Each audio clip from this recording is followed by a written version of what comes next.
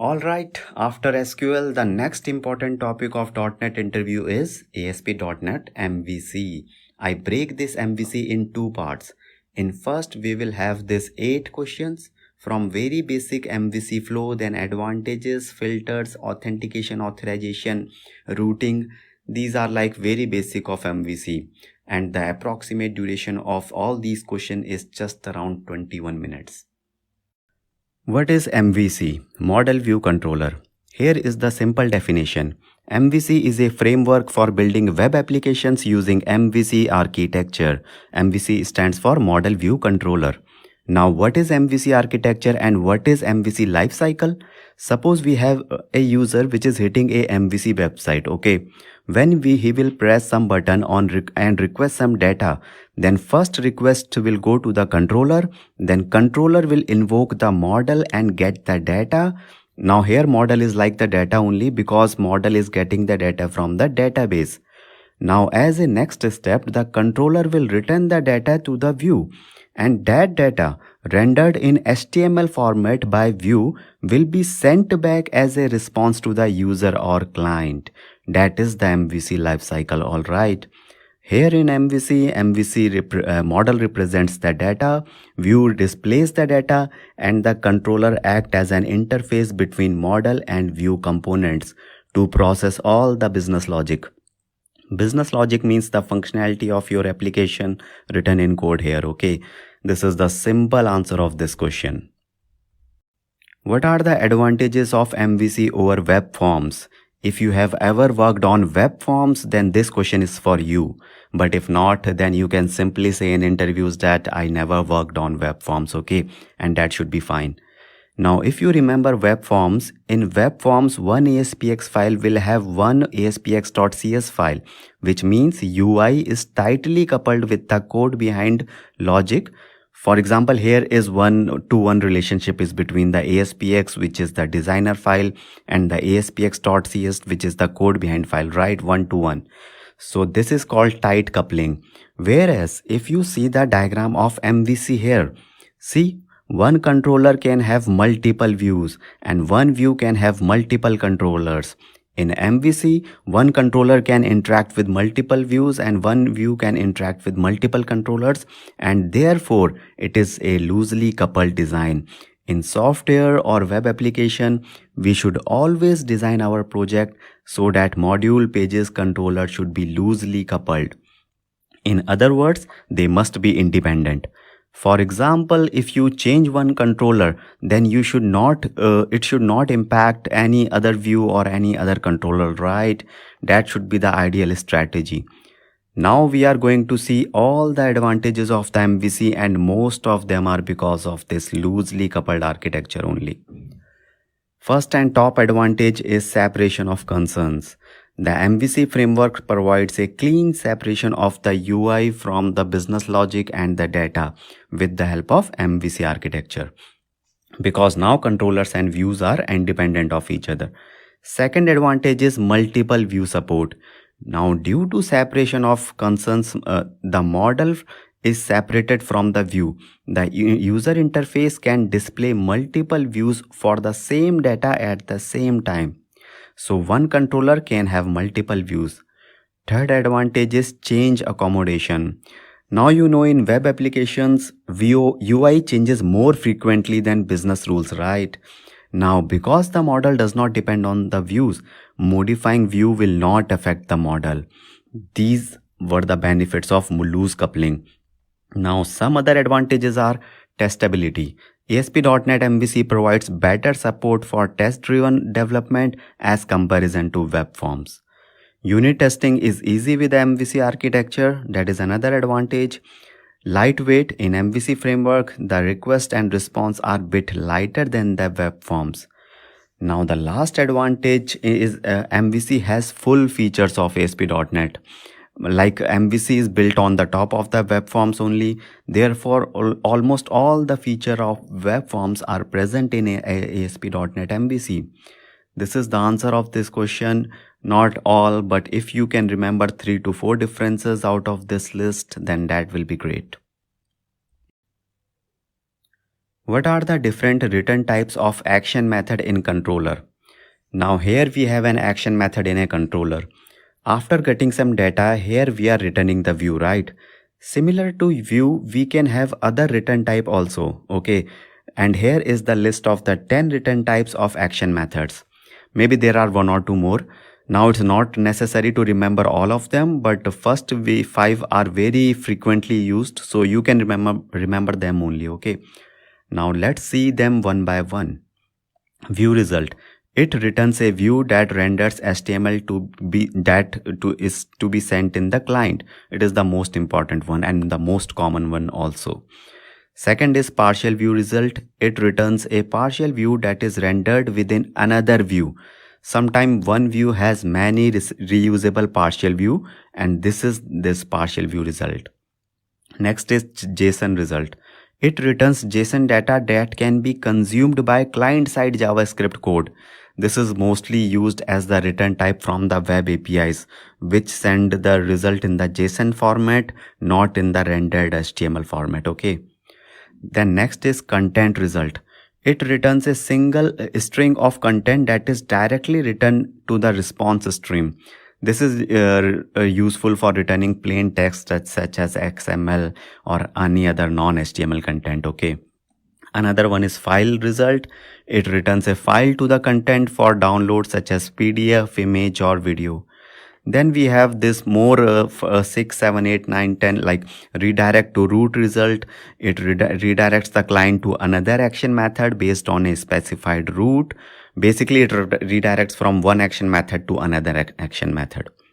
Then redirect result. It again redirects the client to a specified URL. Okay. Then HTTP not found result. It returns a 404 not found status code to the client. HTTP status code result. It returns an HTTP status code to the client such as 401 for unauthorized or 500 for internal server errors.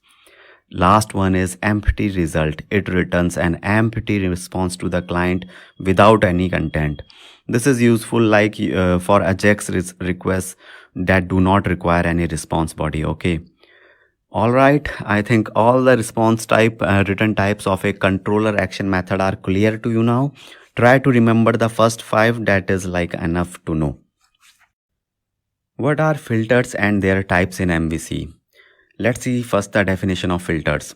Filters in ASP.NET MVC are used to inject logic that runs before or after an action method is executed. Okay. Now let's see the code example. For example, here is the code of authorize filter. Okay. If any request will try to access this action method create, before that first this authorization filter will be fired. This will run, okay, and it will check that if the roles in the request is of admin, then only it will allow to execute create action method, and if the role in request is not admin, then it will not allow the request to reach this create action method and run this action method. That is like a basic idea of the filters. So this filter run before the execution of the action method. Now here are the types of action filters we have: authorization filter, action filter, result filter, and exception filter. First one is authorization filter, which I already explained. The definition is authorization filters are used to enforce authentication and authorization rules. Okay, they run before the action method is executed and can be used to verify whether the user is authenticated and authorized to perform the requested action or not. Second one is the important one, and that is action filter. This is basically a custom filter for which you have to write the code. Okay.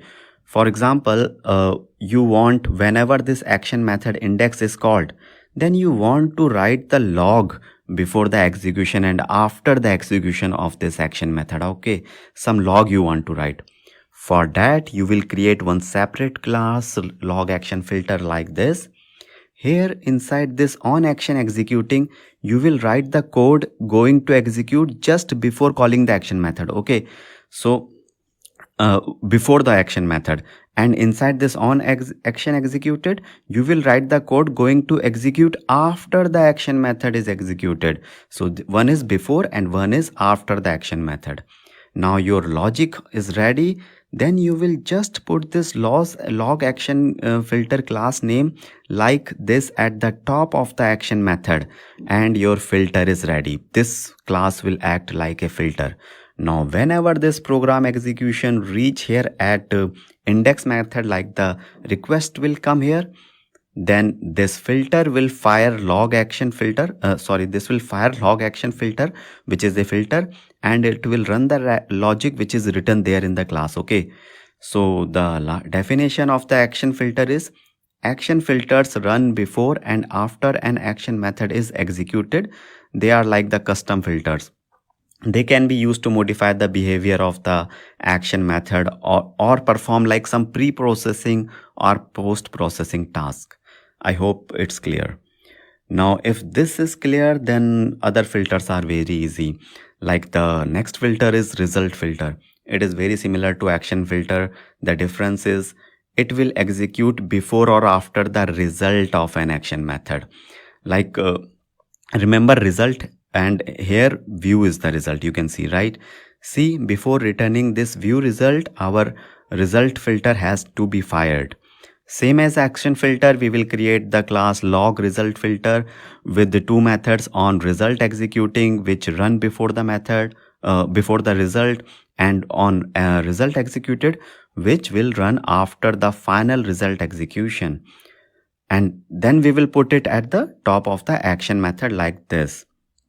Now the definition is: result filter run before and after the result of the action method is executed.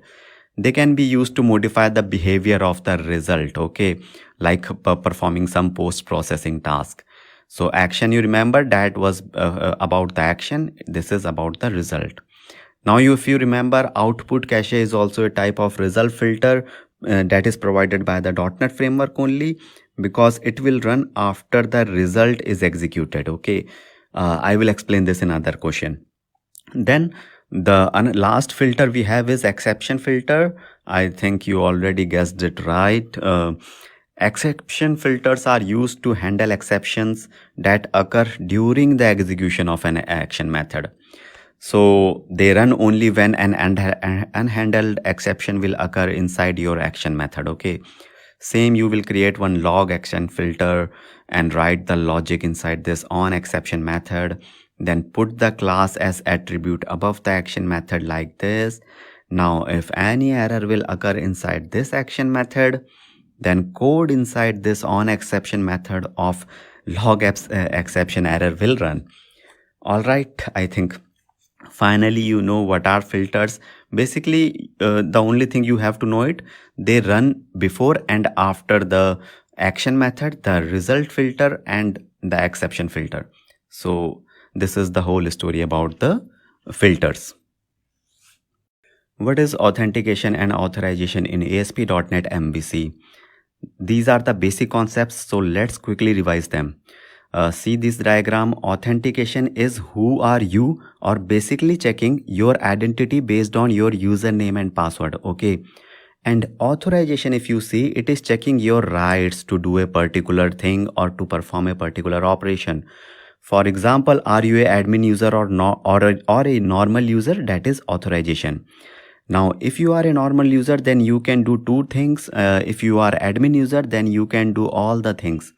So the definition of authentication first is: authentication is the process of verifying the identity of a user by validating their credentials such as username and password. Okay, whereas authorization is the process of allowing an authenticated user to access the resources. Authentication is always precedes to authorization, means it always happens before authorization. In normal applications also, like first user will log in, that is authentication, and then user will navigate to the different parts of the website based on the role. Like if it is a normal user, then some rights, but if he is a admin user, then all the rights. That is authorization. What are the types of authentication in ASP.NET MVC? We have 4 types of authentication in ASP.NET MVC. This is a theoretical question, okay?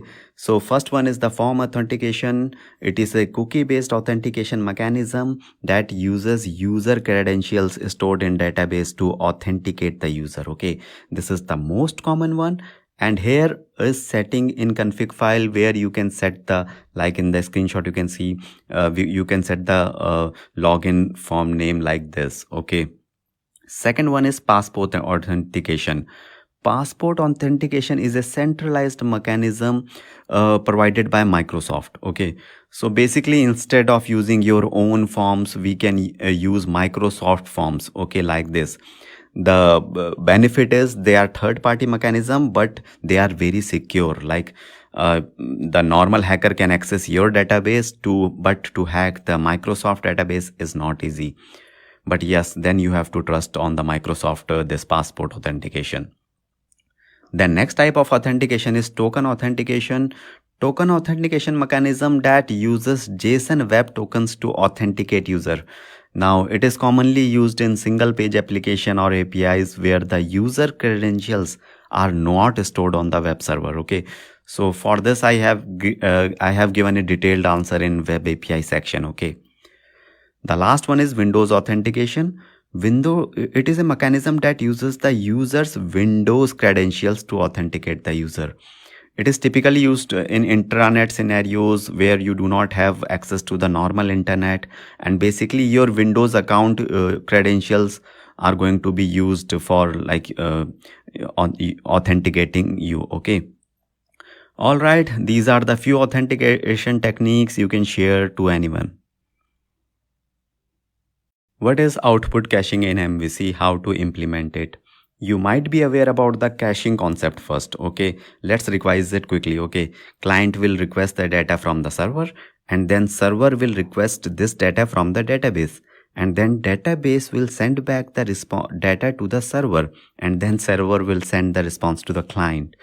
Now some data will be requested multiple times from server and then from database. So now here, in order to improve the performance, server will store this frequently required data in the cache, and next time client will request this data, then instead of going to the database, server will retrieve the data from the cache only, okay? And since cache are small and mostly are the part of the servers only, therefore they will respond very quickly, and hence they will improve the performance, okay? This is the general concept of caching only. Now in output caching also, we put the output cache like attribute output cache like this with the duration. Here duration means the result of this action method will be remained in cache for this duration of time, okay? That is the duration of cache for which the data will remain there.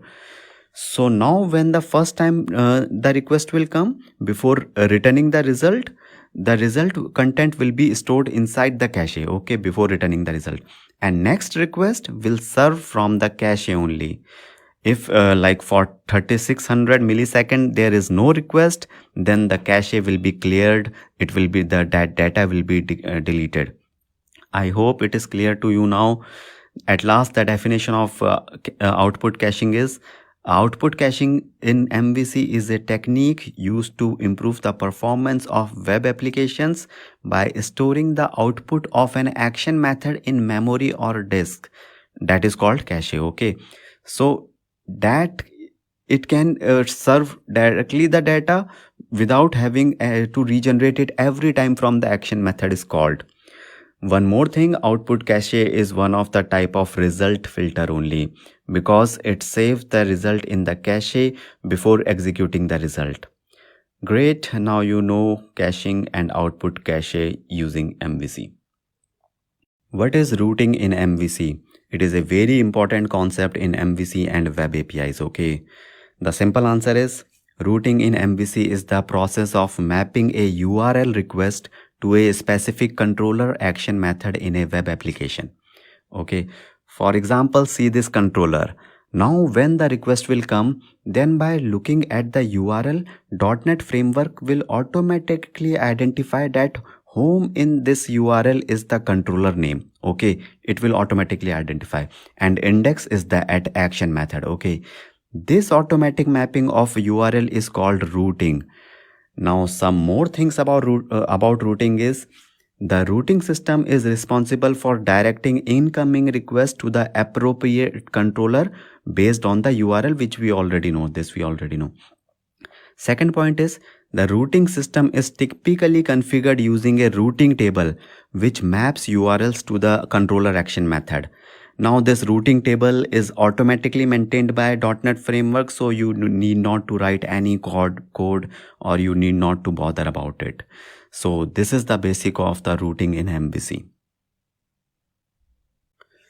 Explain attribute based routing in MVC. Now this is the important question. You already know routing, right? Now sometimes you want to modify the default routing mechanism which is provided by .NET framework. Okay, you want to modify it. For example, in example here, the URL says the request will go to the home controller and about is the action method name, right? But here, if in the code you will see, you can put a route attribute like this, which will say if the URL has about action method, then in the request it will go to about action method it will goes to. So here is how we are modifying the default behavior of the routing by using this route attribute. So this is the attribute based routing where so the definition is attribute based routing is used to manipulate the default behavior of routing in ASP.NET, and here you can have seen that how we are modifying it, right? Now great, now it's clear. Great. After completing the first part of MVC, here is the second part. Here we will cover 8 more questions on MVC. Questions on view data, view back, temp data, partial view, areas, data annotation, scaffolding, bundling and minification. These are like very short questions I will cover, and the most important one question is for implement security in MVC app. That is for somewhat senior candidates for it is. The approximate duration of all these questions is just around 13 minutes. What is the difference between view data, view back and temp data? This is a very important question. Here is the diagram. Now before the differences, let's see what is the common between them. View data, view back and temp data are all ways to pass data between controller and views. Okay, this is the common thing between them. Now the differences are view data and view back are used to transfer data from controller to view, whereas temp data is used to pass data from controller to controller. Okay, pass data between the two action methods of the two different controllers. Okay, that is temp data. Now it is a very clear-cut difference, right? But mostly we have the confusion between view data and view back. Okay, because they are doing the same thing. So here if you can see, we are assigning an integer value to the view back and view data, right, inside the action method index like of the controller, right? Now we will pass this controller data to the view like this. Here you can see we are not doing any typecasting to get the integer value from the view back. But in case of view data, we are explicitly writing this int here. So typecasting is needed in case of view data, right? So the difference between the view data and view back is view back does not require typecasting, whereas view data require typecasting. Great, now you know the difference between view data, view back and temp data. A very short question here, how can we pass the data from the controller to the view in MVC? You already know the answer, right? The answer is by using view data and view back. What is partial view? Suppose you have a view, okay? Now inside this view, there can be many reusable things like menu, footer, which can be reused in other views also, right? You can. So for reusability purpose, you will create one partial view for menu item and one other partial view for like footer or something else, okay? And put this partial view here like inside this main view. Now the same partial view one for menu you can use in some other view too also like this. See, you are using this, you are using this, right, which is great. So what is the partial view? A partial view is a reusable view component that can be rendered within other views or shared across multiple views in your application. Okay, now it helps us to reduce the code duplication, right? That is right. Here is the sample code of how we can put the partial view product list inside the main view. Okay, this is the view code. Great. This is the short and the simple definition of partial view. Explain areas in MVC. Here first let's see the diagram of the MVC application. Now see, this application can have multiple areas and each area will have their own MVC architecture. Basically, if you have a very big application, then you can divide your application in separate modules with the help of areas. Okay, so the definition is, areas are just a way to divide the modules of large application in multiple or separated view MVCs so that you can better manage your application, a big application. Okay, that is a simple definition and explanation about the areas. How validation works in MVC? What is data annotation? Okay, let's first see the code here. See, this is the model and here this required and range attributes are doing the validation here. So this validation will never allow a blank or empty student name from UI, this required. Okay, and this range validator, range of age must be between the 10 and 20 years. So that is also a validation, right? So this technique of validation is we call as data annotation. So the answer is, validation can be done in MVC using data annotation attributes. Now similar to required and range, we have many other validations like this here, string length, regular expression, email address, range, compare, data type, and then we have some more. Now I am not going to explain all of them because then it will be like too much for you to remember. If you want, just pause the video here and go through them, and whichever you relate with, you have used in your past projects, you can remember them, and like 4 or 5 if you can remember, that is great to know. So this is about data annotation and the validation in MVC. Explain the concept of MVC scaffolding. See the diagram here. Scaffolding helps to create default format for CRUD operations in very less time. That's it. Okay. If you look at the definition, then in ASP.NET MVC, scaffolding is a technique to generate code for common web applications.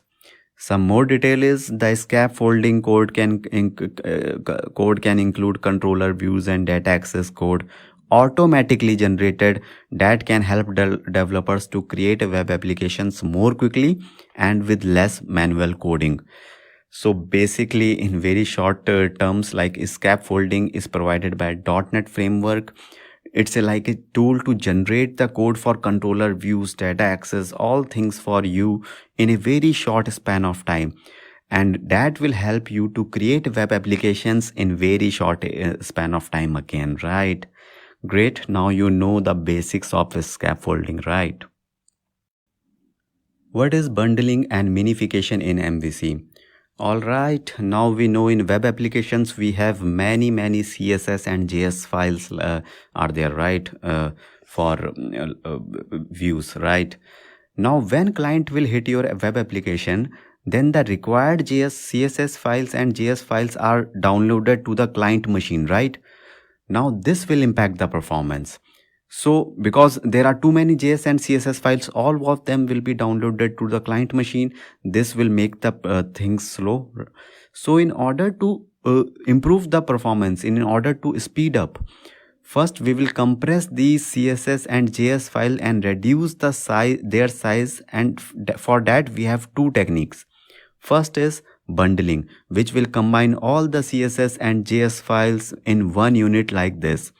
The definition is, bundling lets us combine multiple JavaScript or multiple cascading style sheet files so that they can be downloaded as a single unit rather than making individual HTTP requests for different JS and CSS files.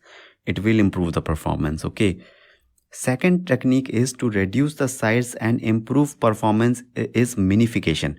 That is the second technique. So the whole unit size will be reduced by removing the white spaces from all the files. Okay, so the spaces between the paragraphs, the statements, that all will be removed, and then your file will be much smaller again. So the definition of minification is: minification squeezes out white spaces and performs other types of compression to make the downloaded files as small as possible. All right, now you have the idea of the bundling and minification, right? How to implement security in web applications in MVC? This is a very generic question. Here I will give you the brief about some of the security problems in application and very little idea about how to resolve them. Because if I will share in detail, then it will be a very long answer. Now let's start from the first point, and the first security problem is error handling. And for that we must set up custom error pages, so that when application will break, then user should not see the actual code error page, but he should see the custom error page. Otherwise, if he will see your actual methods and your actual the break page, then he might know that what are the flaws of the code, right? What are the problems in the code, and then he can try to hack your website. So you must always show the custom error page. That is first thing. Second is cross-site request forgery.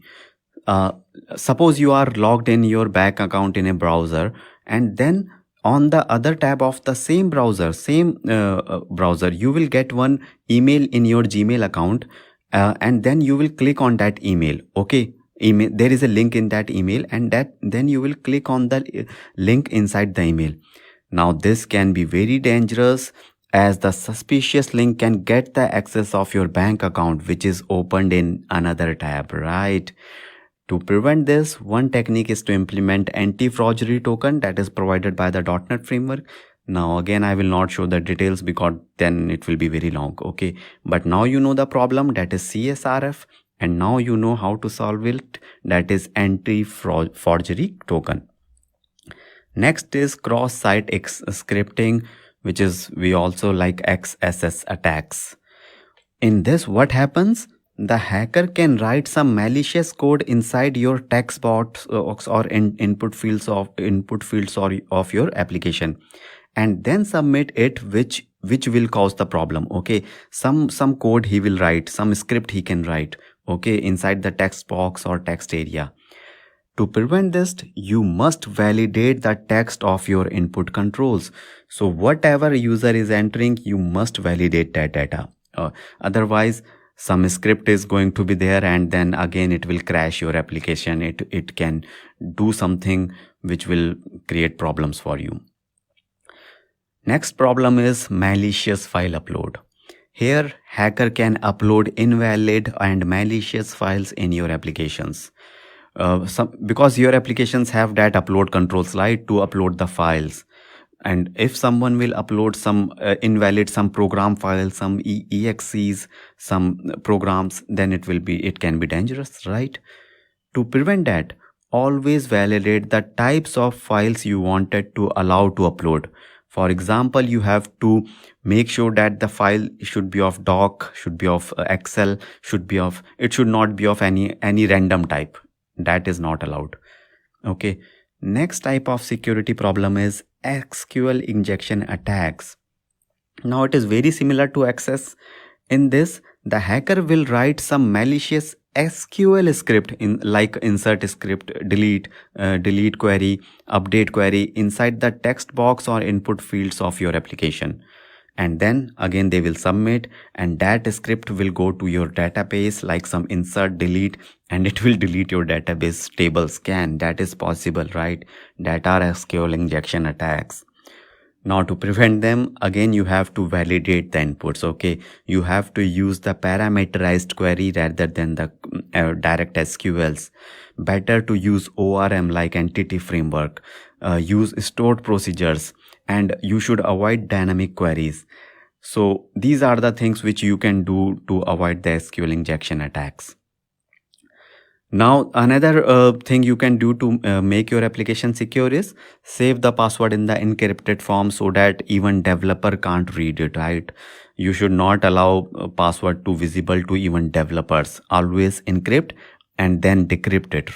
And the last one is use HTTPS. That is like the standard norm to make your website secure.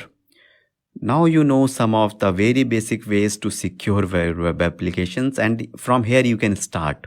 Okay, this is the starting point. This is the points you can share with anyone. This is the mock interview number 6. The topic of this mock interview is ASP.NET MVC. Here is the list of the questions. Sometimes we think we know the right answer of a question and we do not cross-check it. But in reality, we know the wrong answer. That happened with me also. So try to cross-check your answers, at least for important questions. Now you can pause the video and think about the answers of these questions. If you are done going through the questions, then let's move ahead. Alright, here we have a topic in which I have worked a lot in my initial days. It's web forms. If this skill is present in your resume, then this topic is for you. Otherwise, you can leave this topic also. It is not mandatory. And here is the list of 8 questions from this topic. We will cover limited and the most important questions from this topic only. You can see questions from page lifecycle, caching, state management are covered here. The approximate duration of all these questions is just around 15 minutes. What are the events in page lifecycle? In which events are the controls fully loaded? This is the first and the most important question in ASP.NET Web Forms. Here is the diagram of all the events in the page lifecycle. It starts from pre-int and ends at unload. Okay, but you do not need to explain or remember all of them. Here I will explain the 5 most important events which you can remember. Okay, first event is init. This event fires after each control has been initialized, meaning all the control in the page like text box, button started initialization at this event. Okay, or you can say that creation of that control started processing. Okay, next important event is preload. After initialization, in this event you can set properties or default values of the control. That is preload is for. Next important event is load. So after preload event, all the controls are ready at this event. Ready means, for example, in case of text box, after text box load event, you can assign values or text to text box control, right? Because it is fully ready after the load event only. Next important event is pre-render. It allows the final changes to the page or its controls. For example, suppose you want to change some property, some color of the text box, you can do that in this event. Then a very main event is render. This event render generates the client side HTML. This is like displaying the text box to the output screen. That is the render event for. And the last one is unload. This event is used for clean up the code, like it will unload or clean the text box control after there is no use of it. Okay, that is the purpose of unload. So these were some of the most important events in page lifecycle. Now the next part of the question was, in which event the controls are fully loaded? And you already know the answer. Yes, the answer is page load event. That is the event where the controls fully loaded. What is the difference between server.transfer and response.redirect? First, let's check what is the similarities between two. Okay, both these methods are used to redirect the user's browsers from one page to another page. That is the purpose of response.redirect and server.transfer. For redirection only. Now let's see the difference. Here you can see the diagram of response.redirect method. Suppose a client will send a request for page1.aspx to the server. Now inside the page 1, after some logic, it is required to call page 2. So if you are using response.redirect for this, then it will send the response back from server to the client, and then client will then redirect to the page 2 from the server only. So this is also we call like the round trip. Okay, and as you can see, this round trip is not good for performance because it is making this redirection slow, right? The better option is to directly go from page 1 of the server to page 2 of the same server. That will be fast, right? For that, we have to use server.transfer. In case of server.transfer, client will first send the request to page 1, and from there only the request will go to the page 2. If the client will ask for page 2 inside page 1, then it will go from server to the same server. Okay, like server page 1 of the server to page 2 of the same server. Then there is no round trip required, and finally this page 2 response will be sent to the client. So this is like server.transfer, and the definition is response.redirect uses round trip back to the client for redirecting the page. It is a slow technique, but it maintains the URL history in the client browser for all the pages. Okay, so if you are an end user, then you know, okay, I visited page 1 and page 2 in the browser history section. Now in server.transfer, page processing transfer from one page to another page without making the round trip back to the client browser. Okay, it is a faster technique, but it does not maintain the URL history in the page client browser for all pages. If you are an end user, then in the browser you will find the page 1 only, not any history of page 2. Because in this internal server transfer, page name is never updated or changed. It will always remain the page 1 only. This is like the one disadvantage of server.transfer. What are the different types of caching? Let's first quickly revise the caching here. Okay, client will request the data from the server, and then server will request this data from the database. Then database send back the response to the server, and then server will send the data to the client. This is the normal process. Okay, now some data will be requested multiple times from the client, right? So in order to improve the performance, server will store this data in the cache, and next time client will request this data, then instead of going to the database, server will retrieve the data from the cache only. Okay, now that is caching. Now let's answer how many types of caching are there in ASP.NET Web Forms. We have 3 types of caching. Page output caching, which caches the whole page HTML in the cache. Okay, page output caching, page fragment caching, and data caching. I think with their name you can guess how they work. Page output caching I already explained. It allows you to cache the output of the entire page. This is useful when a page contains all the static content. Then you can cache the whole page. Then the next is fragment caching. Fragment caching allows you to cache a portion or fragment of a page only. This is useful when a page contains some dynamic content that can be separated from the rest of the page. Okay, and this is the most used real base scenario also, right? The last type of caching is data caching. Data caching allows you to cache the data retrieved from the database or other data sources. Like this can improve the performance by reducing the number of database calls. Okay, great. Now you know the 3 types of caching and the basic idea of caching. What are the types of state management? Good question, but I have a very theoretical answer. Okay, so first of all, what is state management? State management refers to storing data that is required by a web application to track information between user request and server responses. For example, you only log in one time to a website like Facebook, right? And then you navigate here and there in the web Facebook, sending many requests and getting many responses from Facebook, but Facebook never asks you the username again to validate you, because Facebook used one of the state management techniques to store your user credentials based on and based on that it is sending your responses all over again and again. Now here is the list of the types of state management techniques in ASP.NET.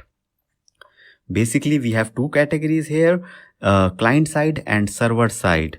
In client side, the information is stored at the client or user machine, or you can say the browser, client browser history. Whereas in the server side, the information is stored at the server. Okay. Now let's see one by one the working of the client side state management technique first. First one is cookies.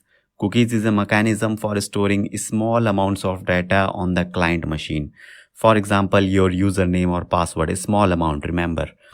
Then second is hidden fields. Hidden fields are HTML form elements that can be again used for storing the data on the client side.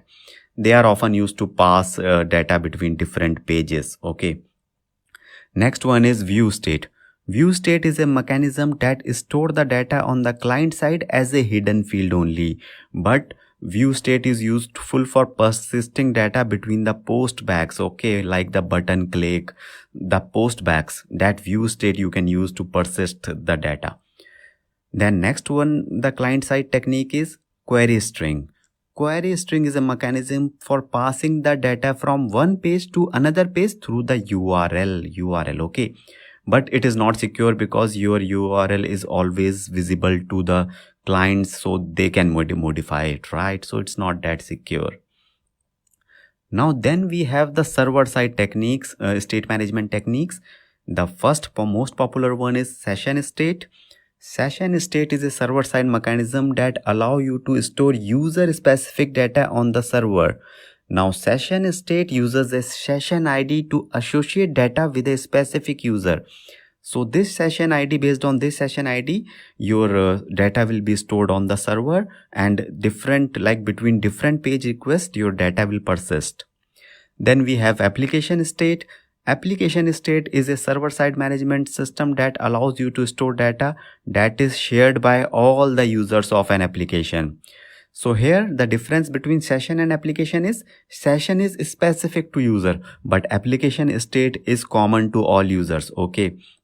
Application state can be used to persist the data and needs to be available throughout the application. Okay. Then the last type of server state management technique is caching. Caching is a server-side mechanism that allows you to store frequently accessed data in memory. Cache can be used to improve the information of the application by reducing the number of database calls needed to retrieve the data, right?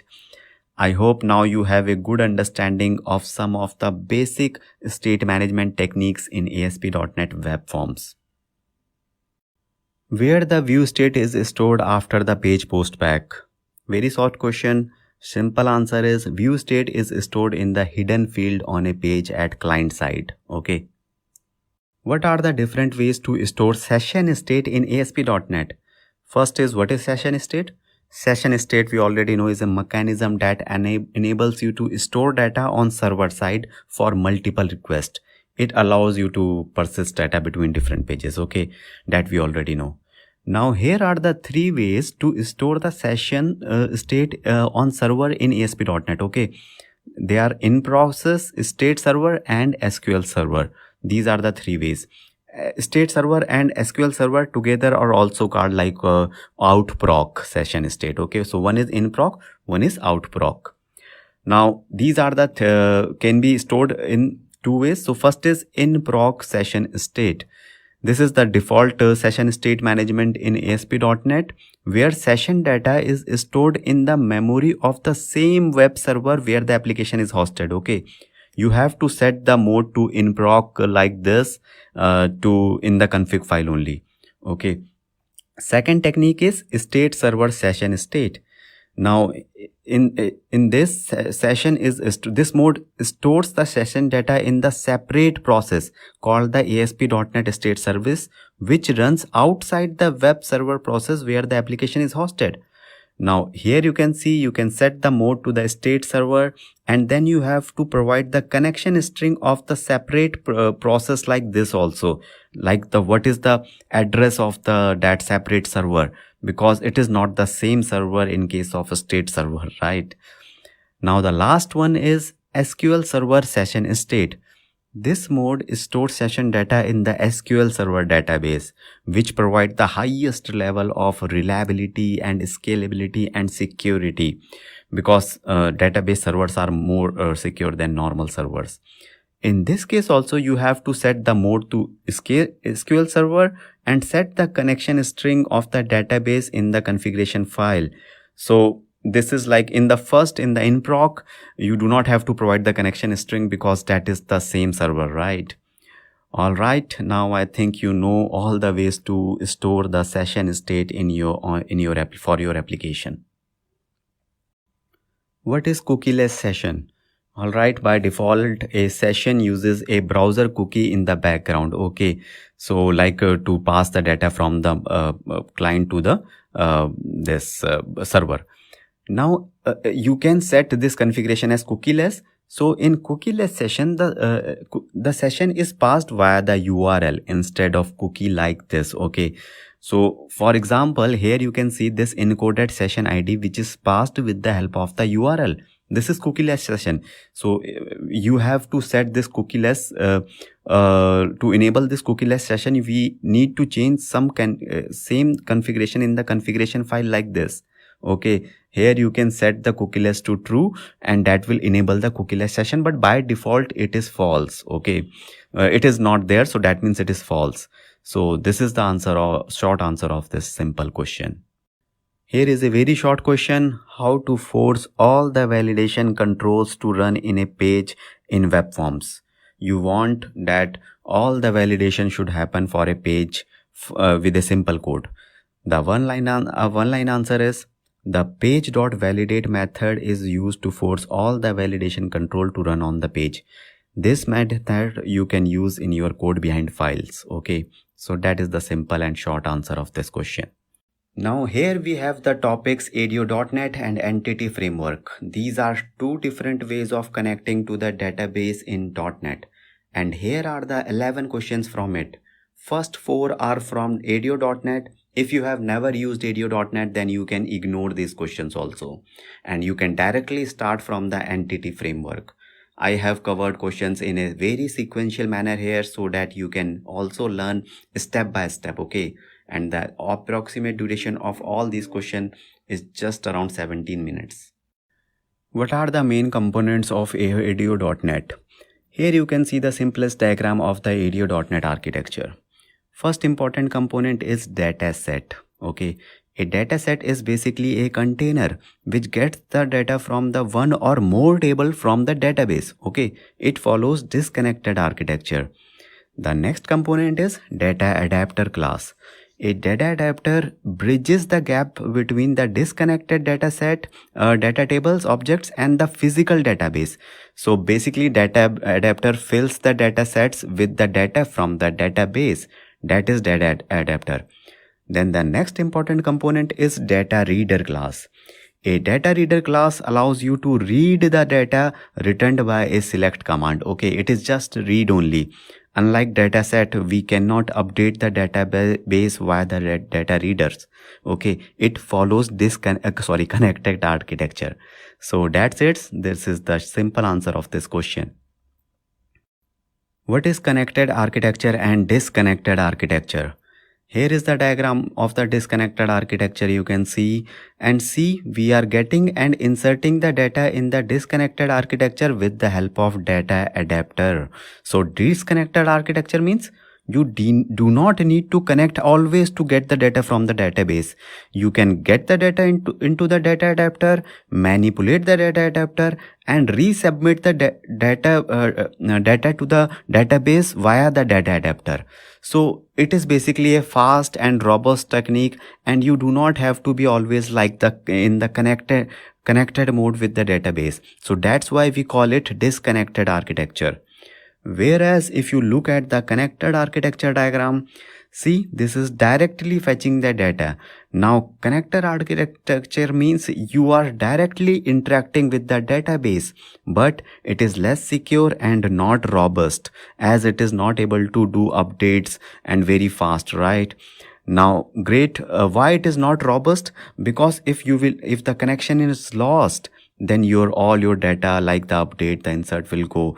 So it is not a very good technique. Disconnected architecture is better than connected architecture.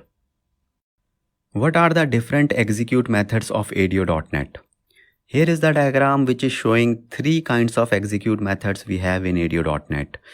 So execute methods mean basically when we perform some operation from our server to database, then there are some methods which are capable of doing that. So first is execute scalar method. It is used to return single value from the database. Okay, execute scalar. Then second is execute non-query method. It returns a result set from the database which can have multiple values, and it is also used to insert, update and delete data from the database. That is execute non-query. And the last one is execute reader. It only retrieves the data from the database. No update, no insert. It is read only. So this is like the basic idea of the execute methods of the ADO.NET. What are the authentication techniques used to connect to SQL Server? So basically when we connect our application with SQL Server database, then we use some authentication mechanism, right, to connect to the database. So these are the types of authentication mechanism by which you can connect your server to the SQL Server. Okay. First one is, now we will see the details. First one is Windows authentication. This technique uses your current Windows user account to authenticate to to SQL Server. Now it is the most secured and recommended technique for applications running on the Windows domain. Okay, so if you are running application in Linux, then that is not possible. Here you can see the setting Windows authentication in configuration file for connection string. Here this integrated security equal to true parameter. If you will do this, if you will put this, then it will enable the Windows authentication for the connection for your SQL Server connection. Okay. Then the second popular technique is SQL Server authentication. This technique uses a SQL Server user account and password to authenticate to the SQL Server. And this is the most popular technique for web applications. Okay. See the configuration setting here. Here the application will use the specified user ID and password to SQL. This is the password and user of the SQL Server, like the user to connect to the SQL Server. Okay. And the last one is Azure Active Directory authentication. This technique allows for authentication using Azure Active Directory, okay, identities. So basically, if you are familiar with Azure, if your application is hosted in Azure Cloud, then mostly we use this Azure Active Directory authentication only. But otherwise, if you have some in-house servers, then we use Windows authentication or SQL Server authentication. But now you know all the authentication techniques used to connect to SQL Server, right? What is ORM? What are the different types of ORM? Here you can see we have one web application which is using the ORM framework to connect to the database. So ORM stands for Object Relational Mapping, and it is used for mapping objects in your application with the database tables. So mapping basically to your application object in your application with the database, that is ORM. It is like a wrapper to make database calls simple and easy, right? And other option we have to connect to the database is ADO.NET in .NET framework, but ORM is like a wrapper over it. With ORMs like Entity Framework, you have to write less code as comparison to the ADO.NET. And here are the types of ORM we have for .NET: Entity Framework and Hibernate and Dapper. Entity Framework is the one which is mostly used, and we will talk about it more in upcoming questions. What is entity framework? Here are few points about entity framework. An entity framework is an open source ORM from Microsoft. Very short definition. Okay, open source ORM from Microsoft. And another point is it's like a wrapper over ADO.NET. The next point is entity framework minimizes the coding effort by providing relational data in the form of domain specific objects. So for example, here you can see your student address and branch classes, right? These classes will be directly matched with the database table with the help of entity framework only. Okay, the tables in the database, the mapping will happen automatically. The properties of these classes will be the table columns after the entity framework will allow the mapping. So entity framework help in maintaining the entity relationship with the tables in the database.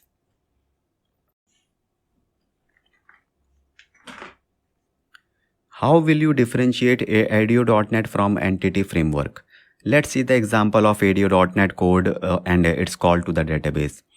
See, this is the ADO.NET code to get the result from the TBL users table. You can count the number of lines of code here, right? And now I will show you the code of the entity framework for the same thing. And see, here it is. See the difference? Same work has been done in so less code. Now you know in big application how many database calls are there, right? And how many lines of codes can be reduced if you will use entity framework approach for all of them, right? So now we will see the differences. In entity framework, code is simple and shorter. In ADO.NET, same code is bigger and more complex for the same task to do. Okay. Second difference is entity framework can generate SQL statements automatically based on link queue queries. Okay, that's why its code is very short. Whereas ADO.NET requires developers to write SQL statement themselves. So internally you have to write all the things. Okay, the coder has to. Next difference is entity framework is designed to be the database independent, which means same code can work with different databases. Okay, not just SQL Server, same code for different databases. Whereas in case of ADO.NET, it is tightly coupled to SQL Server, and if you want to connect with Oracle or any other database, then it requires different code for different database system. That is also a difference, right? And that is advantage of entity framework. The next difference and difference is entity framework is slightly slower than ADO.NET because internally entity framework uses ADO.NET only, and therefore ADO.NET is slightly faster than entity framework because entity framework is like a wrapper, right? And if you write the ADO.NET code very perfectly, then it might be slightly better in performance than entity framework. So first three are the advantages of the entity framework, but last one is the advantage of the ADO.NET. How entity framework works, or how to set up entity framework. Alright, this is a practical question which nobody will ask, but we should know what is the process for setting up entity framework. Okay, suppose we have a task, how to add records to student table in database using entity framework. First step is to install entity framework package, Nugget package, right? Then create the data model for the student entity like this. For that, in the models folder, create the class name as student.cs like this. Now then create the database context, school context class, which must be inherited from the DB context class. Remember, this DB context class is very important in entity framework. It does most of the internal work for you, for which you are not writing any code, like the database connection, that kind of things.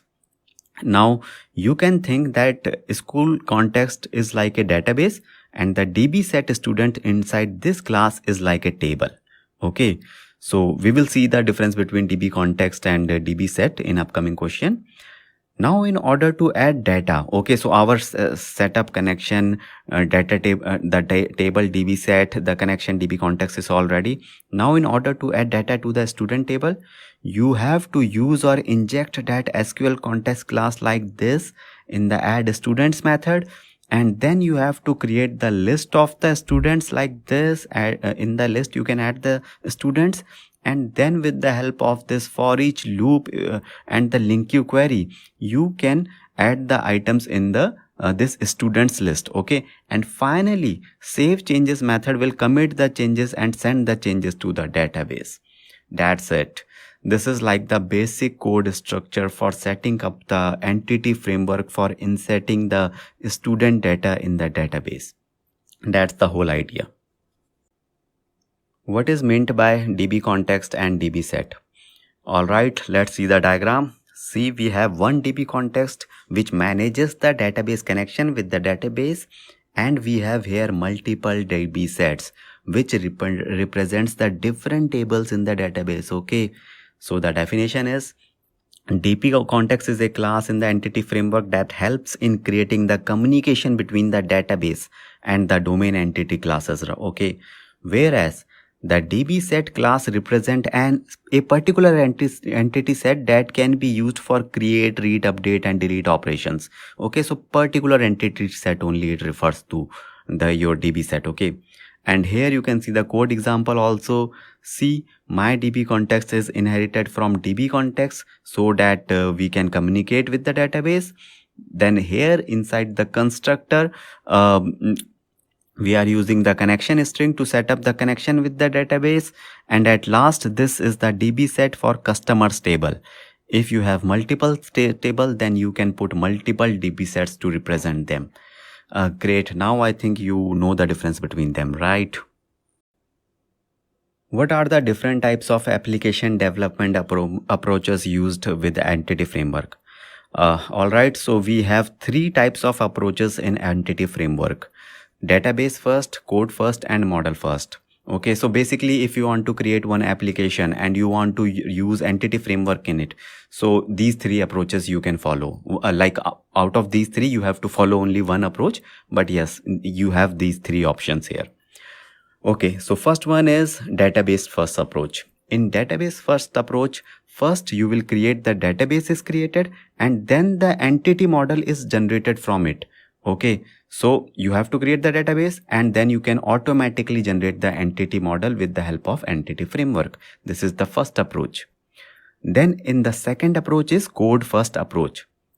The code first approach involves creating the data model using the C# or VB.NET classes first. Okay, so first the model will be created. The code will be created. Developers can define entities, relationship and other schema. You will write the code, the entities, everything, and then you can generate the database schema from the code itself. Okay, so that's why we call it code first approach. Code will be created first. Then the last one is model first approach. The model first approach involves creating the data model using the visual tools. Okay, so this visual tools, okay, the diagram, drag and drop, such as entity data model designer in Visual Studio. So basically developers can create entities, relationship and other schema elements visually with the help of this model designer, and then you will generate the database schema from the model.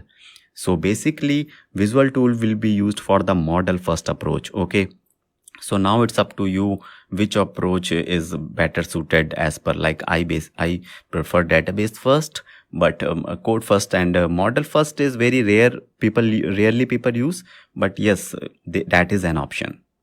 What is the difference between link queue to SQL and entity framework?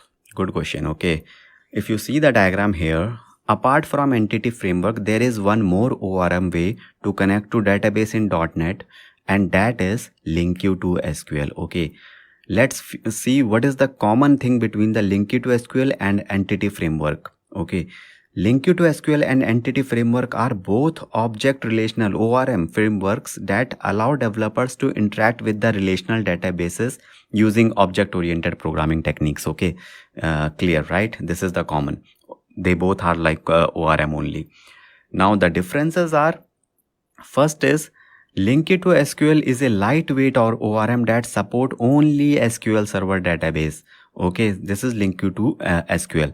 Whereas Entity Framework is a more robust ORM that support multiple database providers, including SQL Server, Oracle, MySQL, etc. etc. Okay.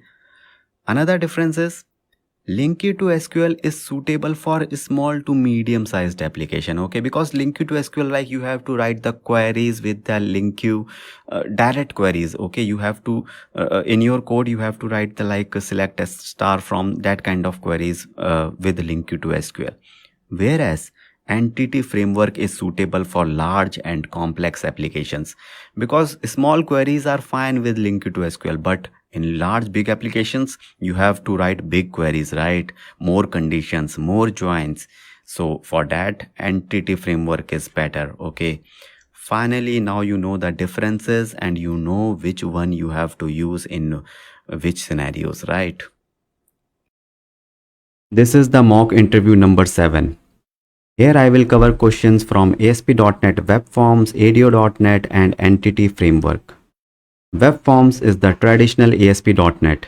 Nowadays it is not in trend, and if you have never worked in it, then you can skip this interview. Here is the list of the questions. Now you can pause the video and think about the answers of these questions. If you have completed the questions, then great, and let's go to the next thing. Now here is the most trending topic nowadays, and yes, it is Web API. Nowadays most application development is happening in Web APIs only, and this is the list of 8 basic questions in Web API. Whether you are new or already working in Web API, all your basic concepts are going to be clear after completing these questions. We will start from the purpose of Web API, then advantages, then HTTP verbs, REST services, and many more basic questions. The approximate duration of all these questions is just around 15 minutes. Here is the very basic question. What is Web API? What is the purpose of Web API? See the diagram. In traditional applications, we have one database and one web application in ASP.NET MVC. In this application, we have both business logic and UI mixed, or you can say UI and logic are tightly coupled. Now suppose tomorrow you want the same business logic for Android app UI also, okay? Then you have to write the same business logic, basically duplicate the code for Android app also, right? Now to solve this problem of duplication of code, we have Web APIs. Here we have one database which will interact with one Web API project in .NET C#. Here no HTML or no UI in Web API, okay? And the Web API can be accessed by iPhone app, Android app, browser based app, or Angular or React apps, okay? In short, from all the UI front-end separate application, this Web API can be accessed. Here the benefit of Web API is you have to manage and update the business logic in C# code at one place only. No duplication of code. In e-commerce application like Amazon, they have one Web API. So whether you are ordering through Android mobile app or web browser, the same Web API is going to be hit, okay? Now the main purpose, this is the main purpose of Web API. Let's summarize the points here. Web API are HTTP based services that can be accessed from the browser as well as mobile apps. Second point is Web API enables different software applications to communicate with each other through the internet. So multiple APIs can interact with each other. Okay. The third point is Web APIs mostly use JSON and XML formats to transfer the data between different applications. Now you know the basics of Web API, right? What are the Web API advantages over WCF and web services? Nowadays, you are seeing Web APIs are in trend and they are replacing WCF services. Why? The simplest answer is Web APIs are easy to consume and they are very fast, okay? If you see this diagram, WCF is good where SOAP protocol is used for exchanging the messages. But nowadays, Most UI apps are inclined towards HTTP protocol, okay, and they accept messages in JSON format because it is lightweight. That's why web APIs are getting more popular now. Now let's see some differences in detail. Web APIs are simpler to use and learn and use familiar web technologies like HTTP, JSON and XML. Whereas WCF use SOAP, which is slightly more complex to handle.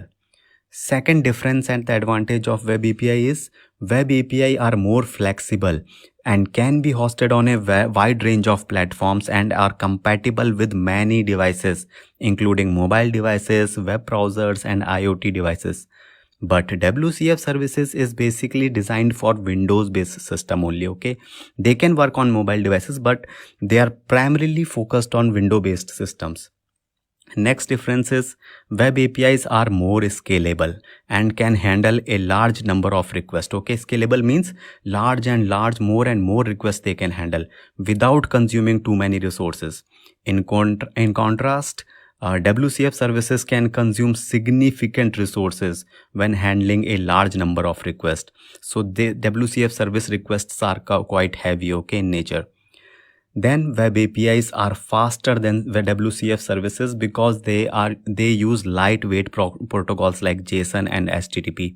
Whereas WCF uses SOAP based protocols which are not so faster as compared to JSON and HTTP. Great. Now you know the advantages of web API and thus web services, right?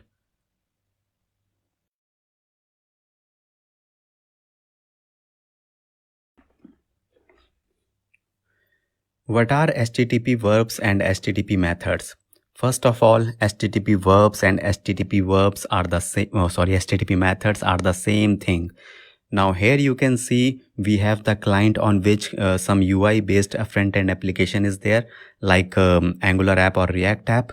Now these apps will get and post the data in JSON format to the web API server, okay, with the help of these get, post, put and delete methods only, okay. Now let's see the role of these methods, like how they communicate the UI and the server with the help of these HTTP verbs. So first one is get method, which is used basically to obtain the information of a resource. So basically to get some data, you will use the get method. In the example, order is the resources and it will get the whole order list from the by executing the get method, okay. Second is also the another version of get, which is again used to obtain the information of a resource, but this time resource is only one order, okay, which order ID is passed in the URL. Like before it was the list of orders, but now here with the ID it is only one order which will be requested, okay. Third method is post, which will create or insert a new resource. For example, if you are submitting a new order with your details, okay, here the URL will be similar to get method, but in the request body of the method, with the body, the order data will be present. So this is what post is. Then fourth is put method, which will basically update the existing resource of order ID 123 in this example. Like you can update the order quantity or with the help of this put, basically to update, okay, right. And the last one is delete. This delete method will delete a resource of order of ID 123 in this particular example. So in short, I will say all the crude operations can be performed with the help of these four verbs or methods, HTTP methods, okay. See the URL, the request get, post, put and delete, they can be same, like URL can be same, but based on the request method like get, post, put, delete, here your API will decide which endpoint or action method of the controller has to be executed. So URL can be same, but might be the method is different. So different action will be performed. Okay, great. Now you know it, right? What is the difference between REST API and Web API? Now, if you see this diagram, then you will say, okay, REST API is another technology like Web API, which also like create APIs, right? It's the wrong answer. REST API is not some another technology like Web API. REST is a set of guidelines which helps in creating a system where applications can easily communicate with each other. So what is REST? It's a set of guidelines or rules you can say. Now if your web API will follow all the guidelines and rules of REST, then your web API can also be called REST API. I hope you got the answer. Here REST stands for representational state transfer. Now I had a hard time in remembering this full form, but yes, this is it.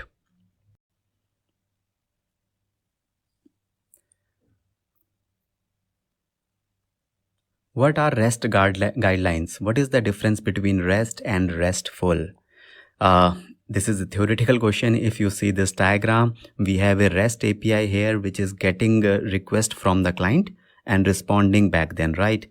Why we are calling this web API as REST API? Because we have followed some REST guidelines while creating this API, okay? One more thing here, not just web API, but web services or even WCF services. If they will follow the REST guidelines, then they will also be called RESTful service, okay? Now let's see what are those guidelines which are like REST guidelines. What are those? The first is separation of client and server. As per the REST guidelines, the implementation of the client and server must be done independently without each knowing about the other. For example, a client UI can be developed in Angular, React or any other front-end technology, okay? But it should not be dependent on the server technology on which web API is developed. So web API can be in .NET, Java, C#, Node.js, and client is Angular something. So they are different. Separation of client and server. Okay. Second guideline is stateless. The server will not store anything about the latest HTTP request the client will make. It will treat every request as new request. So if you remember sessions and those server state management techniques where we save the things on the server, that should not be there. Like sessions should not be there. That will make your application stateless. Okay. Now, no server-side state management techniques. Third guideline is uniform interface. Identify the resources by the URL itself. That means by looking at this URL, you can identify what resources this request is looking for. For example, by looking at this URL, I can say, okay, this resources is, we are looking for the list of the questions. Okay. So questions is basically the resources here, basically the data. We call data and resources interchangeably. Okay. Fourth guideline is cacheable. The REST guideline says the API response should be cacheable to improve the performance. Whatever your API will respond, that must be cacheable. Then only it will be like following the REST guideline. And the fifth guideline is layered system. The system should follow layered pattern. For example, MVC is a layered system, okay? Because MVC we have a model view controller. It's a different layers, right? Then because the reason is then your system is easy to scale. It will accommodate more and more requests in future. So these are the main guidelines. There are, I think, some more guidelines, but these are like enough to know. And if you follow these guidelines in your system, then it is a RESTful service. Your system will be a RESTful service. Okay, there is nothing special about a RESTful service. Now the question was, what is the difference between REST and RESTful? REST we already know. Now the second part we already know that if any system is following REST guidelines, then it will be called as REST service or RESTful service also, right? Is it possible to use WCF as RESTful service? I think we know the answer. Yes, we can develop RESTful services with WCF by following the REST guidelines in WCF project. How to consume a web API from .NET MVC application? It is a practical question and the one-line answer is web API methods can be consumed with the help of HTTP client class in .NET. Okay. Now I will quickly show you the steps which are good to know. Okay, it's a practical, like how we will code. So let's take an example. Suppose you want to display the list of Facebook employees in your .NET application, and Facebook has created one API for it, which you have to consume. You want to consume it, right? That API. So this is the code for your .NET application to consume the Facebook API, and you will get the employees list from there. Do not worry, I will break each line of the code and will tell you what this code is doing in simple 7 steps. First step is to create the object of the HTTP client class, which is the most important part. Second step is set the base address property of the client object with the Facebook API URL. Okay, so the API URL you will get, okay, you will get it from the configuration or connection string of your configuration file. The next step is add media type, which is the request format of the data in which you want to receive the data.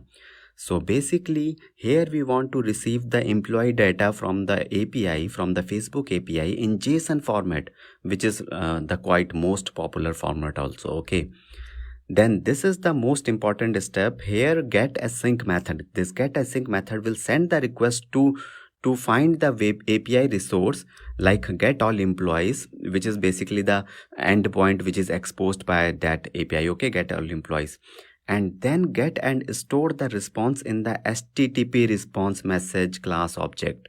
So second class, this HTTP response message is also very important. After this, we will check whether the API sent a proper response successfully or any error it has sent. Okay, the Facebook API, some error might be occur.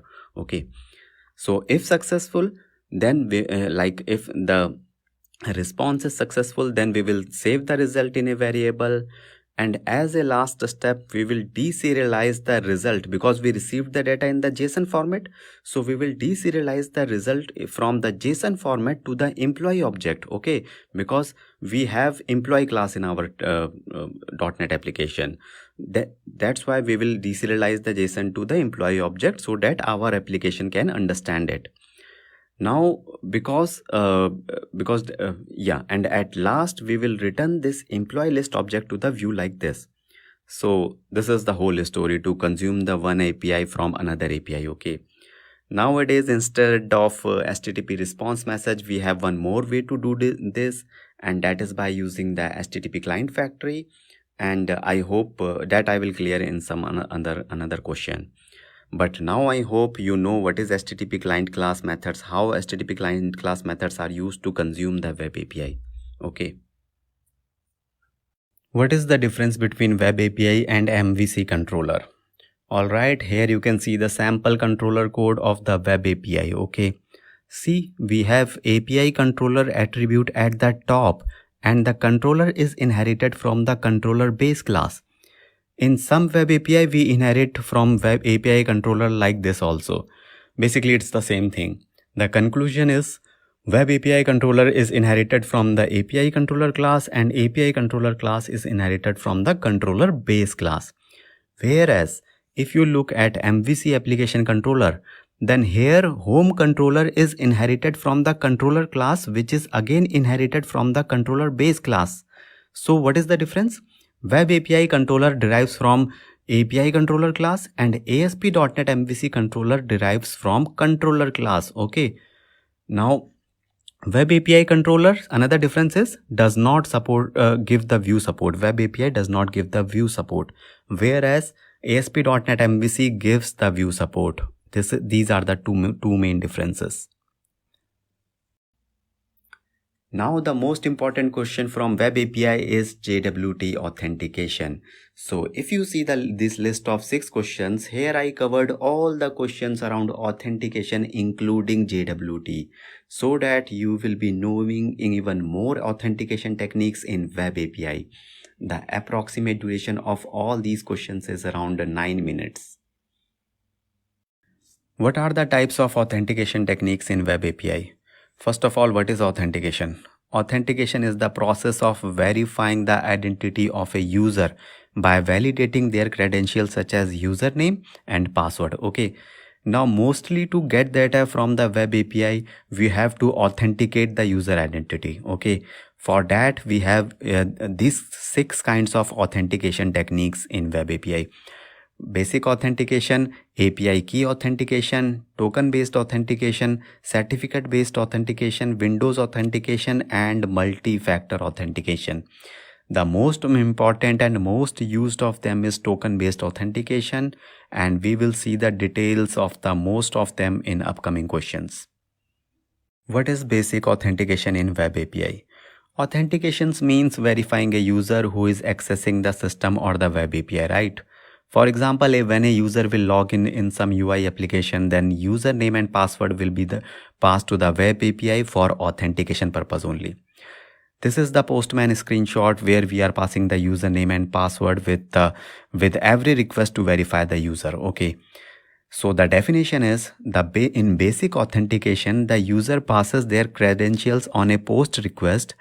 At the web API end, credentials are verified and response is sent back. Okay.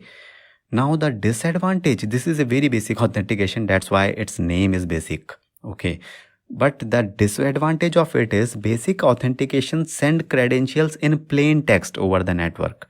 So it is not considered a very secured method of authentication. That is the problem with basic authentication. What is API key authentication in web API? If you see the screenshot of Postman here, then here you can see we are not passing the username and password, but we are passing the API key like this. So the definition is in API key authentication, the API owner will share an API key with the users, and this key will be used for authenticate the user of that API. So the same key can be shared with multiple client users. So this is another way of authentication. So for example, you developed one web API. Okay, now you do not want that user and name and password. So you will create one API key and you will share that key with all the users, all the UI users, UI developers, so that they can authenticate with just one key, no username, password. But the disadvantage of it is API keys can be shared or stolen. Therefore, right, they can be shared. Therefore, it may not be suitable for all kind of scenarios. They might not be so secure, right? What is token based authentication? This is the most important one, so listen carefully. Here is the diagram. You will see the process of token based authentication. Okay, here we have client, which is UI, and then we have authorization server, which will authenticate the user. Okay, and resource server will send the resources or data from the API, like whatever data a client is requested from the client. Okay, that will be sent. Both these servers are the part of the web API only. Now token based authentication is a 4-step process. First, client application sends a request to authentication server with valid credentials like username and password. Okay, then the authentication servers or web API send an access token to the client as a response. If the username and password are valid, then only. Okay, then this token contains enough data to identify a particular user at it has an expiry time. So what will happen in next request, the client uses the same token to access the restricted resources until the token is valid and not expired. If the access token is expired, then the client application can request for a new access token by using the refresh token. So refresh token is used to refresh the expired token.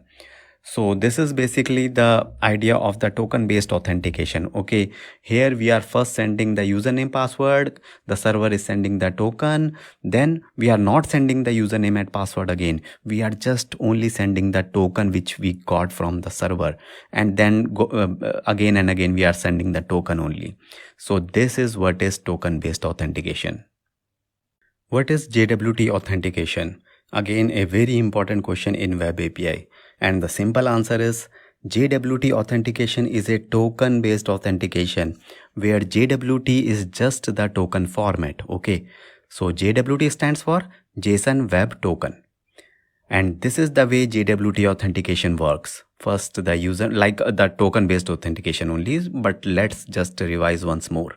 First, the username and password are sent by the client to the web API server. The server will validate those credentials and will send back a JWT token secret. Okay.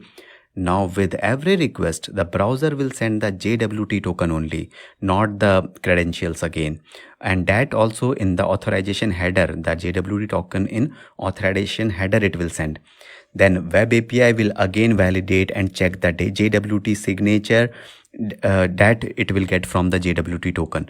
So token will be verified at the server, and if it looks good, then the server will send back the requested data or the responses in the resources in the response. So that is the basic process of the JWT authentication. What are the parts of JWT token? JWT token has 3 parts: header, payload, signature. Here you can see in the screenshot of the JWT.io website. Basically we used this website to break our token and to check what are its parts. Okay, you can also check this website. This is the JWT token separated by dots. Okay, you can see at the left hand side. It has been decoded in 3 parts. First part in the red is the header, and it consistently, basically if you can see, consists of 2 things. First thing is the type of the token, and we know the type of the token is JWT in our case. Second thing, it is the algorithm that is used to generate the token. So basically when you will send the username and password to the web API, that web API will use some algorithm to generate the token, and that can be HMAC, SHA-256 or RSA. In this case it is, I think, 256, right? SHA-256. Then second part of the token is payload. The payload typically contains claims. Now what is claims? Basically claims is the information about the token, like the issuer of the token, the subject SUB, subject of the token, which typically the user information it is. Then the expiration time, the EXP, the expiration time of the token, IAT, issue date, like the when the token is issued. That kind of information is claims, information about the token in short. That where it will be in the payload. Okay, and then the last part is signature. I think this is the most important part, because whether the token is valid or not is verified by the signature only. So when you will send token again and again to the web API, then this from the signature part that your web API will identify. So the signature is a string that is used to ensure the integrity of the token and verify that it has not been tampered or with, right?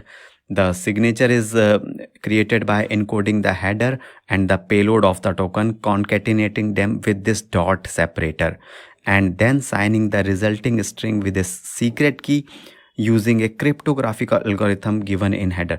So in short, I will say that, okay, this algorithm which is written over there at the top, this is SHA-256 or HMAC-256, that will be used by this signature only. That is the brief idea about the token, the parts of the token. Where JWT token reside in the request? This can also be a question, can also be asked, and if you will see this Postman tool, that the JWT token is reside in the request header.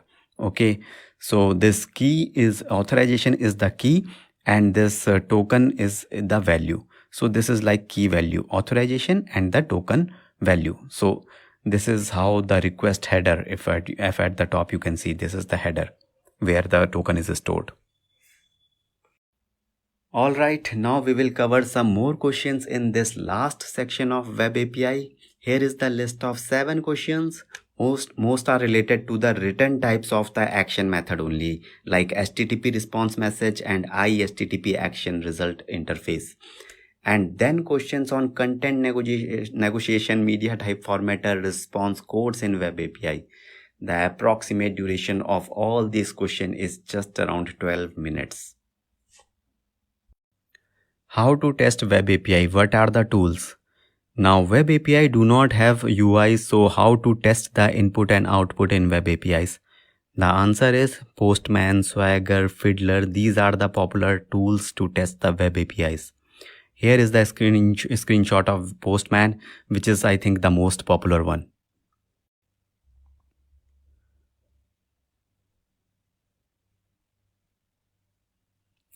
What are the main return types supported in web APIs? Now in MVC architecture, the controller have action methods and then they return something, right? Now here is the list of return types written by the web API controller method, controller action method. Okay, we do not have to remember every one of these, but the top two are very important.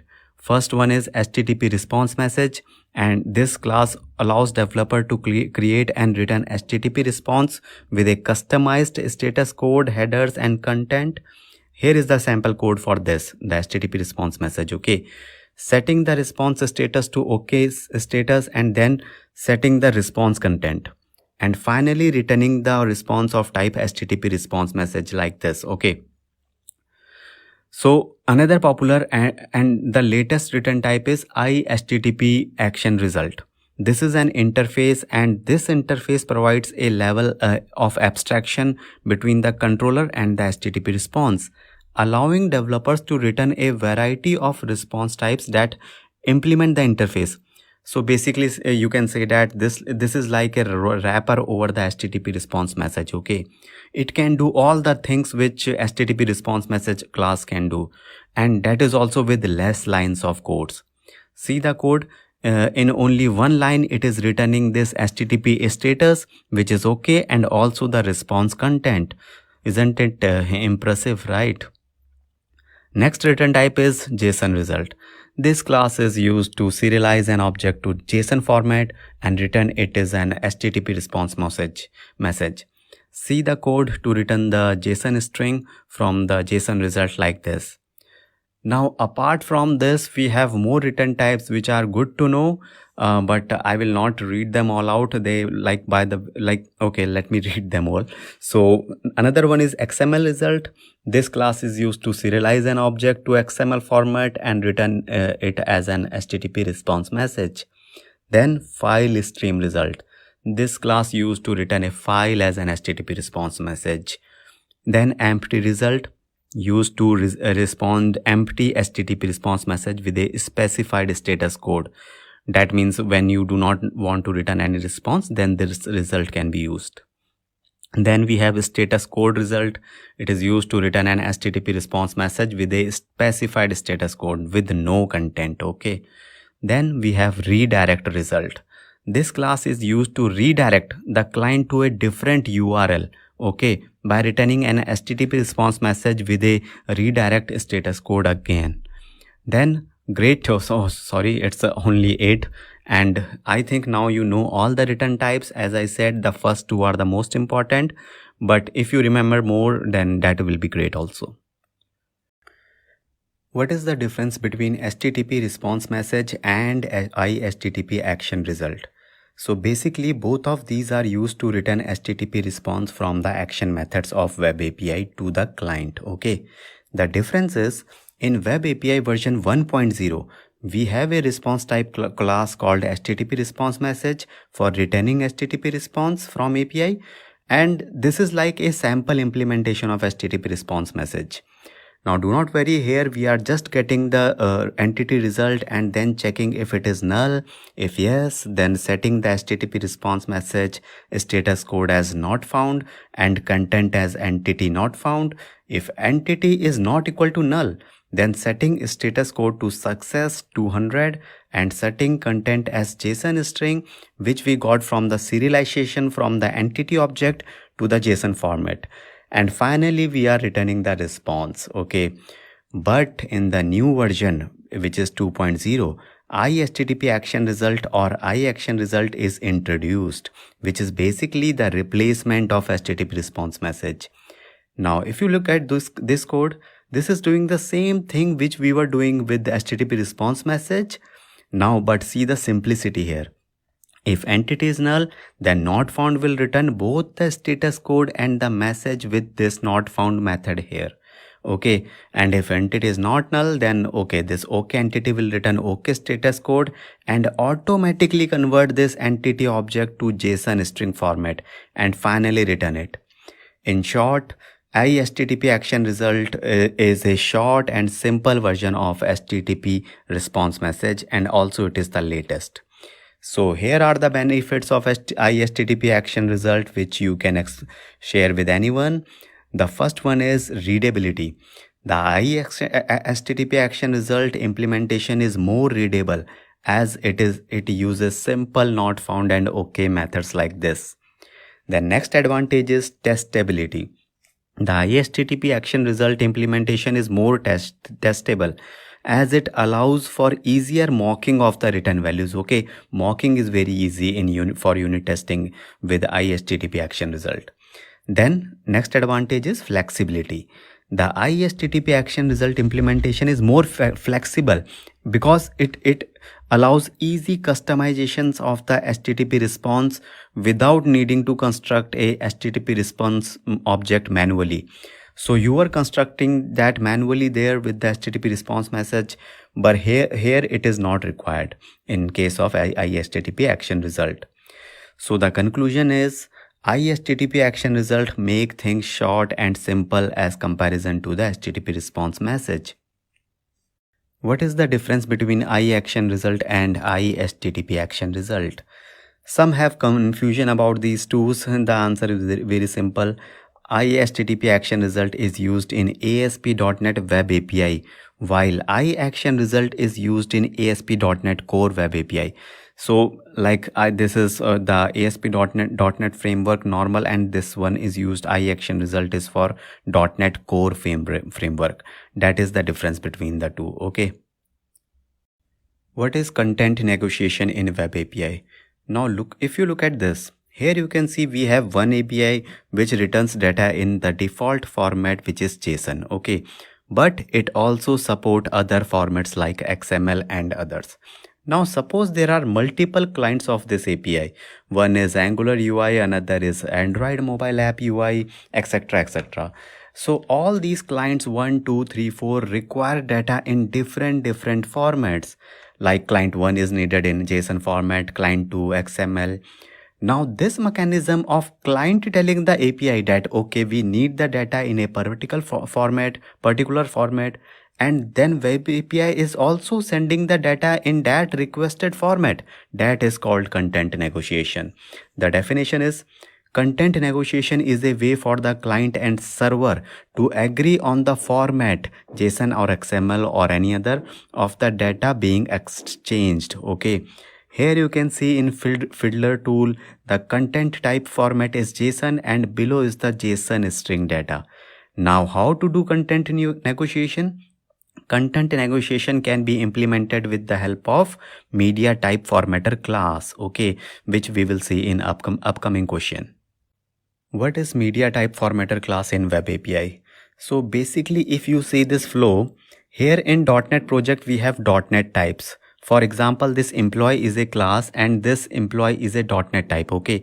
Now after creating the object of this class, we cannot send this object as the response to the client request. Okay. We have to first serialize this object into the required media type formats like JSON or XML format, and then only we can send it to the client, right? For that conversion, we need media type formatter class. The definition is, media type formatter is a class in ASP.NET Web API that handles the conversion of objects into serialized formats like JSON, XML or any other media type that can be transmitted over the web or internet.